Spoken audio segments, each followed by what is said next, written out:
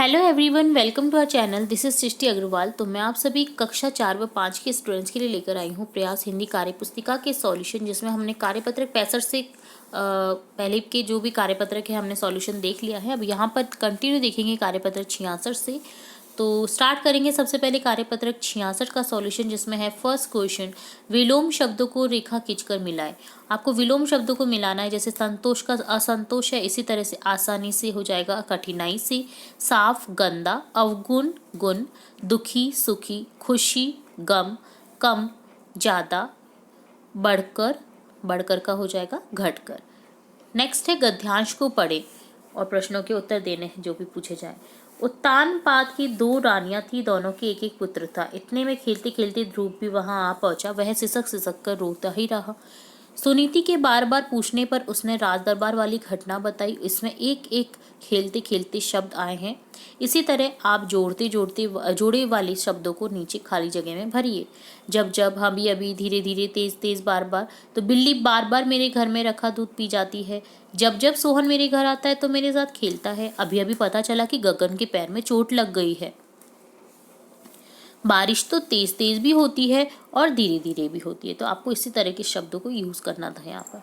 तो ये डन होता है कार्यपत्रक 66। अब देखेंगे कार्यपत्रक 67, जिसमें कहानी या कविता को पढ़ करके प्रश्नों के उत्तर देने हैं। यहाँ पर एक कहानी दी रखी है जिसे पढ़ना है और प्रश्नों के उत्तर देने हैं।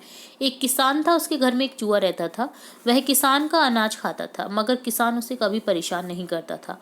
एक दिन रात में किसान के घर चोर आया। किसान सो रहा था तो चोर उसकी अलमारी खोल रहा था। चूहे ने उसे देख लिया। चूहा झट से रसोई घर में गया। वह रसोई के बर्तन नीचे गिराने लगा। बर्तन गिरने की आवाज से किसान जाग गया। उसने चोर को देखा। चोर भागने वाला था, मगर किसान ने उस चोर को पकड़ लिया। चोर चोरी कर नहीं सका। यह देखकर चूहा बहुत खुश हुआ। तो चूहे ने भी उसकी मदद की, जिस तरह से किसान ने उसकी मदद की। तो यहाँ पर देखिए, प्रश्नों के उत्तर लिखिए। जो क्वेश्चन है आपके आंसर लिखने हैं।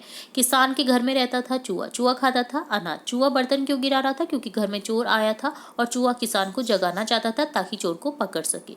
क्या किसान को पता था कि चूहा घर में है? हाँ। चोर क्यों भाग रहा था? क्योंकि बर्तन गिरने की आवाज से किसान जाग गया था। तो ये डन होता है कार्यपत्रक 67। अब देखेंगे कार्यपत्रक 68, जिसमें पोस्टर है। दिए गए प्रश्नों के उत्तर देने आपको पोस्टर से रिलेट। तो पोस्टर है नृत्य प्रतियोगिता से रिलेट, जिसमें आयु लिख रखी है 6 से 14 वर्ष, स्थान जयपुर, संपर्क करें। आपको मोबाइल नंबर दे रखा है और आवेदन करने की अंतिम तिथि दे रखी है 12/12/2023। ऊपर दिया गया पोस्टर किस पर आधारित है? यह है नृत्य प्रतियोगिता से रिलेट। प्रतियोगिता में आवेदन की अंतिम तिथि है 12/12/2023। किस आयु वर्ग के बच्चे इसमें भाग ले सकते हैं? 6 से 14 वर्ष के बच्चे। अपूर्ण पत्र को पूरा कीजिए। यहाँ पर अपूर्ण पत्र है जिसे पूरा करना है। जैसे जयपुर, दिनांक लिख देंगे। प्रिय मित्र, ये सखी नमस्ते, तुम कैसी हो? मैं यहाँ कुशल पूर्वक हूँ।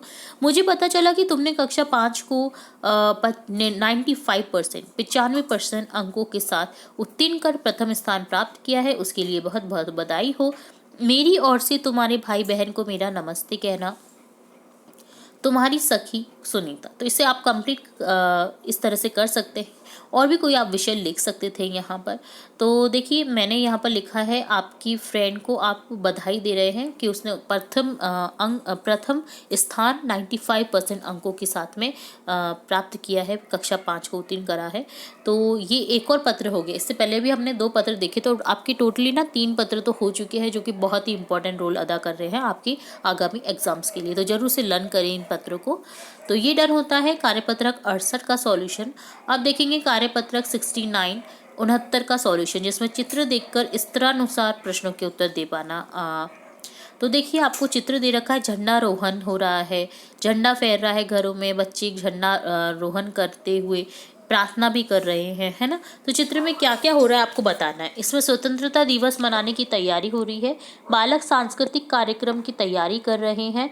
भवन पर झंडा लगाया गया है। एक बालक पंछी के पीछे दौड़ रहा है।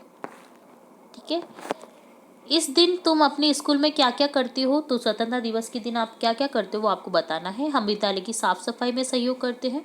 इस दिवस के उपलक्ष्य में सांस्कृतिक कार्यक्रम की तैयारी करते हैं। रंग बिरंगी झंडियों से विद्यालय को सजाते हैं। तो ये डन होता है कार्यपत्रक 69। अब देखेंगे कार्यपत्रक 70, जिसमें एक कविता है जिसे पढ़ेंगे और नीचे दिए गए प्रश्नों के उत्तर देंगे। पर्वत पर से नदी उछलती मैदानों में आती है, हरियाली की चूनर धानी खेतों में लहराती है। मोती जैसे दाने हंसते हर गेहूं की बाली के, हल्की नोक लिए लिखते हम गीत यहाँ खुशहाली के। तो ये था कविता, बहुत ही अच्छी कविता। आप इसे लर्न कर सकते हैं और अपने किसी भी एग्ज़ाम में या आपकी कोई भी फंक्शन होता है, कोई भी कार्यक्रम होता है, उसमें आप इसे सुना सकते हैं। नदी मैदानों में कहाँ से आती है? नदी मैदानों में पर्वत से आती है। खेतों में क्या लहराती है? खेतों में हरियाली लहराती है।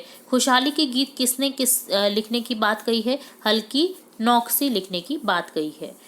अगला है गद्यांश, जिसे पढ़ेंगे और प्रश्नों के उत्तर देने हैं। जी हाँ, मैं सड़क हूँ, मिट्टी पत्थर और डामर से बनी हुई हूँ। एक बड़े अजगर की तरह मैदानों, जंगलों, पहाड़ों के बीच से गुजरती हूँ। पेड़ों की छाया के नीचे से होकर मैदानों को पार करते हुए गांवों को शहरों से जोड़ती हूँ। तो सड़क की यहाँ पर बात हो रही है। यह गद्यांश किसके बारे में लिखा हुआ है? सड़क के बारे में।